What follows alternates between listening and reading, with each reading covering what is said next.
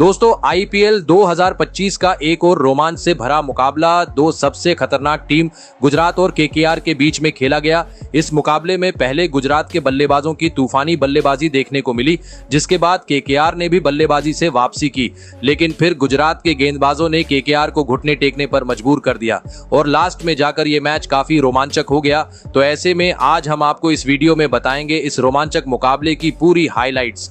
तो ऐसे में आप इस वीडियो को अंत तक जरूर देखिएगा और आप किस टीम को आईपीएल में सपोर्ट करते हो कमेंट में जरूर बताइएगा।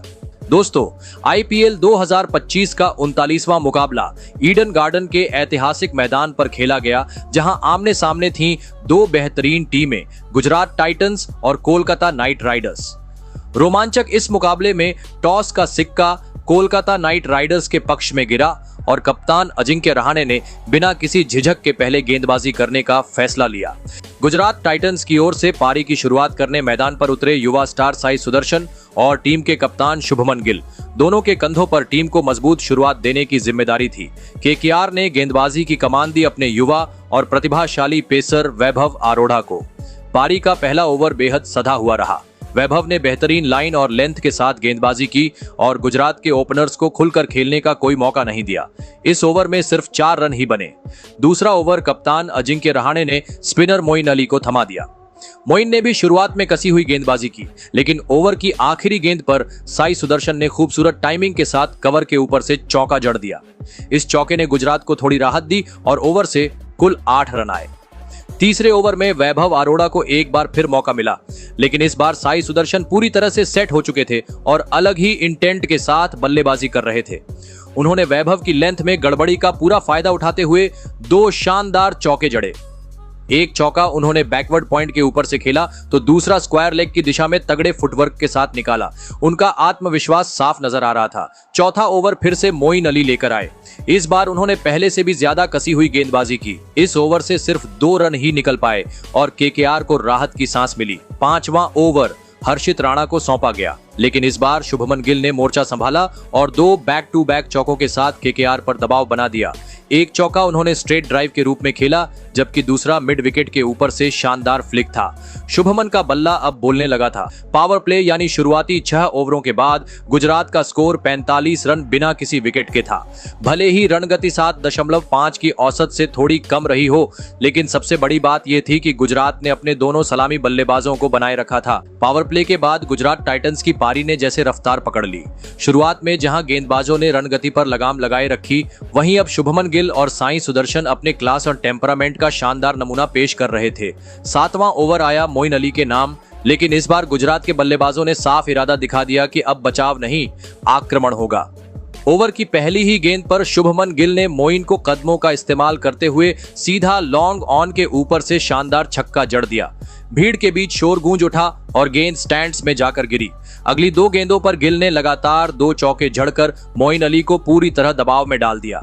एक चौका उन्होंने स्क्वायर लेग की दिशा में फ्लिक करके निकाला तो दूसरा कवर के ऊपर से क्लासिकल ड्राइव के रूप में। इस ओवर से कुल 17 रन आए और इसी के साथ गिल साई की जोड़ी ने अपनी अर्धशतकीय साझेदारी पूरी कर ली। अब केकेआर पर दबाव बढ़ने लगा था, लेकिन 8वें ओवर में अनुभवी सुनील नारायण को गेंद दी गई और उन्होंने अपने अनुभव का पूरा फायदा उठाते हुए रन गति पर कुछ ब्रेक लगाया। इस ओवर में सिर्फ 6 रन ही बने। नारायण की गेंदबाजी में वो मिस्ट्री और वेरिएशन साफ नजर आ रही थी, जिससे बड़े शॉट लगाना मुश्किल हो गया। 9वां ओवर आया वरुण चक्रवर्ती के नाम, लेकिन इस बार शुभमन और साई ने मौका नहीं गंवाया।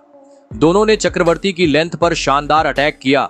गिल ने एक खूबसूरत ड्राइव के साथ चौका जड़ा तो साई सुदर्शन ने स्क्वायर लेग की दिशा में तेजी से बल्ला चलाते हुए 4 रन बटोरे। ओवर से कुल 11 रन आए और गुजरात की पारी को फिर से रफ्तार मिल गई।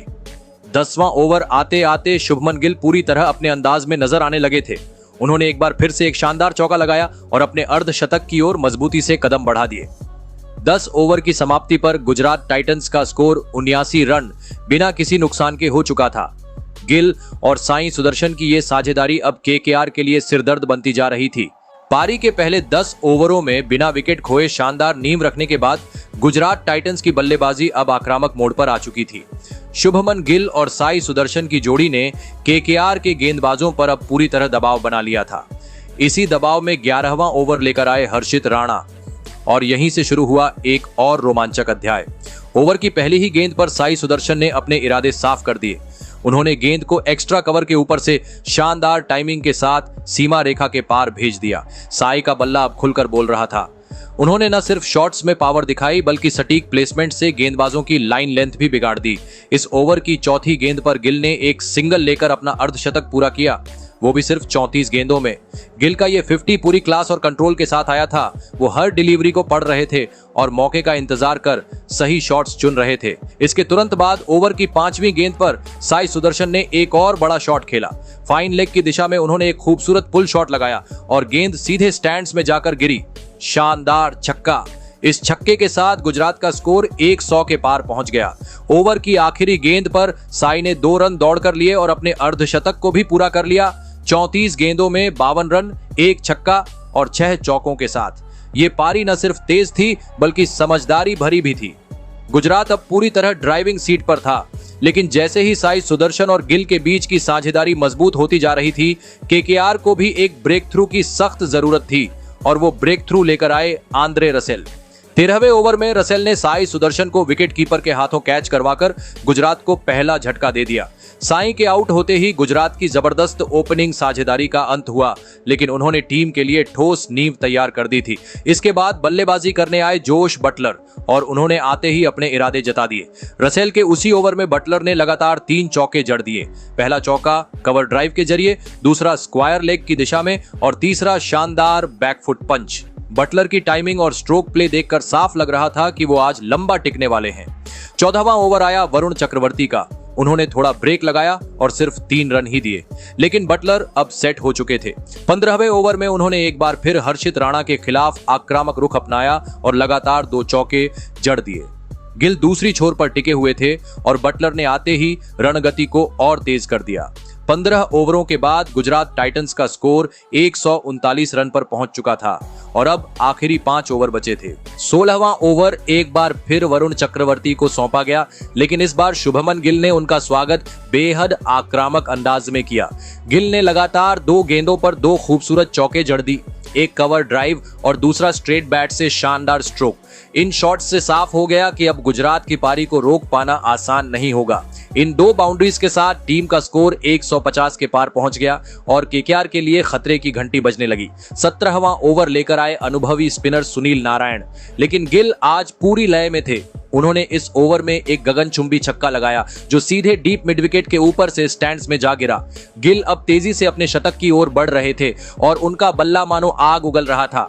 फिर आया 18वां ओवर। गेंदबाज थे वैभव अरोड़ा और यही ओवर बन गया इस पारी का सबसे रोमांचक मोड़। तीसरी गेंद पर गिल ने एक और छक्का जड़ दिया, लॉन्ग ऑन के ऊपर से क्लीन हिट। इसके बाद अगली ही गेंद पर उन्होंने एक शानदार चौका भी लगाया।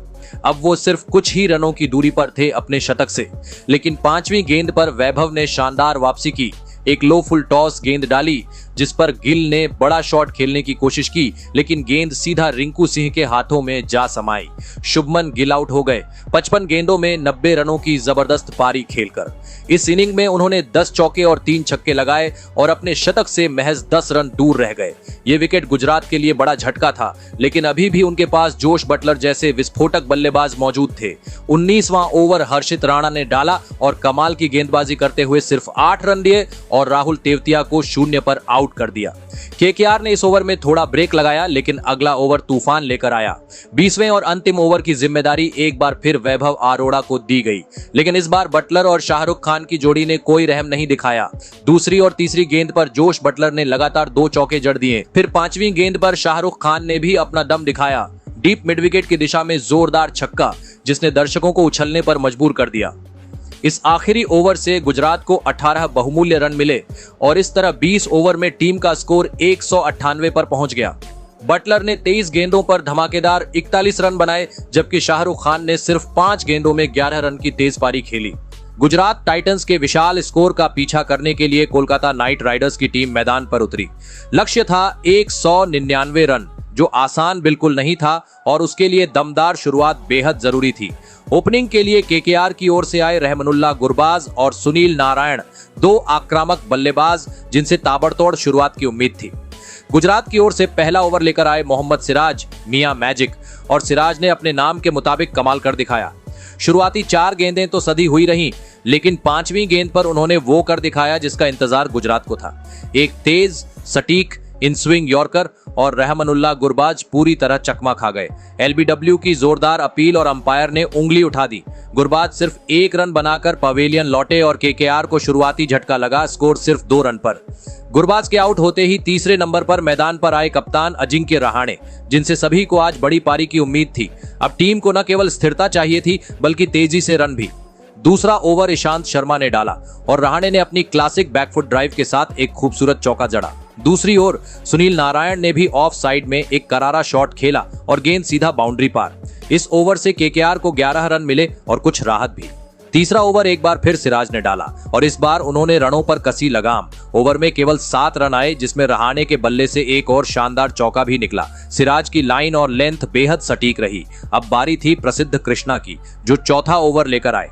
रहाणे अब लय में आते दिखे और उन्होंने 2 जबरदस्त चौके लगाकर अपनी मंशा जाहिर कर दी। 5वें ओवर में फिर से सिराज गेंदबाजी पर लौटे, लेकिन इस बार उनके खिलाफ मोर्चा खोला सुनील नारायण ने। सिराज की पहली गेंद फुल टॉस थी, जिसे नारायण ने बखूबी भुनाया और स्क्वायर लेग के ऊपर से चौका मारा। अगली ही गेंद पर नारायण ने एक शानदार पुल शॉट खेला और गेंद सीधा स्टैंड्स में, छक्का। अब केकेआर की रन गति उठने लगी थी, लेकिन शुभमन गिल ने कप्तानी में एक मास्टर स्ट्रोक चला।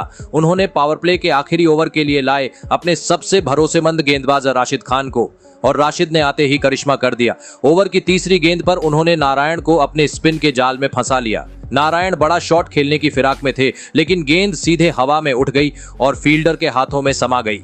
नारायण ने 13 गेंदों पर 17 रन बनाए और केकेआर को मिला दूसरा झटका। अब क्रीज पर थे वेंकटेश अय्यर। पावर प्ले के खत्म होते होते केकेआर का स्कोर 6 ओवर में 45 रन पर पहुंच चुका था, लेकिन 2 विकेट गंवा चुके थे। गुजरात के गेंदबाजों ने अपनी पकड़ बनानी शुरू कर दी थी और अब दबाव पूरी तरह केकेआर के बल्लेबाजों पर था। गुजरात टाइटंस के गेंदबाजों ने पहले 6 ओवरों के बाद जैसे ही स्पिन का जाल बिछाया, कोलकाता नाइट राइडर्स की बल्लेबाजी पूरी तरह से जूझती नजर आई। 8वां ओवर राशिद खान को सौंपा गया और उन्होंने वही किया जो उनसे उम्मीद थी। राशिद ने अपने स्पिन और वेरिएशन से रहाणे और अय्यर दोनों को बांधे रखा। केकेआर के बल्लेबाजों पर अब साफ तौर पर दबाव नजर आने लगा था। गेंदबाज एक के बाद एक शानदार ओवर डाल रहे थे और गुजरात की रणनीति रंग ला रही थी। अब साफ हो चुका था कि केकेआर को बड़े शॉट खेलने होंगे, वरना लक्ष्य उनके हाथ से फिसल जाएगा। लगातार डॉट गेंदें और धीमी रन गति के चलते अब रन रेट आसमान की ओर जाने लगा था। अब 10 ओवर में केकेआर का स्कोर 68 रन तक पहुंचा था और उनके हाथ में सिर्फ 6 विकेट थे।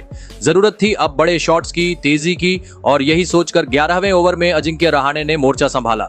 वॉशिंगटन सुंदर के इस ओवर में रहाणे ने अनुभव और आक्रामकता का मिश्रण दिखाया। पहले एक शानदार स्ट्रेट छक्का और फिर स्क्वायर लेग के ऊपर से चौका।